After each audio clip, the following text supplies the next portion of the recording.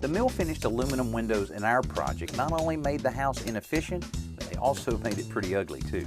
So as part of an exterior facelift, we replaced every window in the house.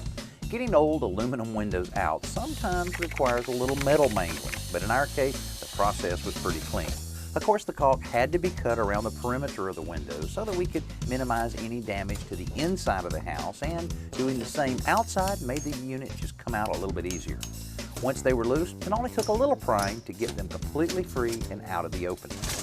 Removing the metal nailing flange to which the window frame had been screwed took a little bit more effort, but in very little time at all, the house was ready for new windows. The vinyl replacements we purchased were sized exactly to fit into the existing openings. That meant the installer only needed to line them up with even margins all around and be sure that each unit was plumb and level. Otherwise, the windows just wouldn't open properly.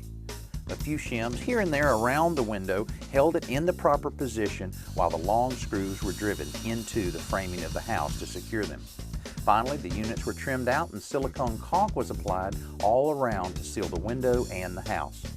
The fact that these vinyl replacement windows could be installed so quickly made them very attractive to us, but as the manufacturer's rep told us, that's just one of the many reasons for their popularity.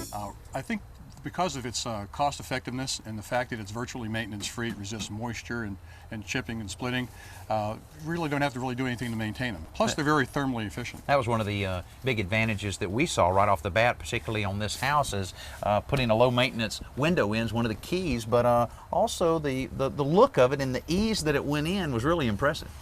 Well, we make our custom retrofit windows on the 1/8 of an inch, so when you order the size, you get them in 7 days, and probably once you got the frame out, it's less than an hour to put in, I would guess. It really was a win-win situation because the new windows were more energy efficient, required almost no maintenance, and made a dramatic difference in the looks of the house.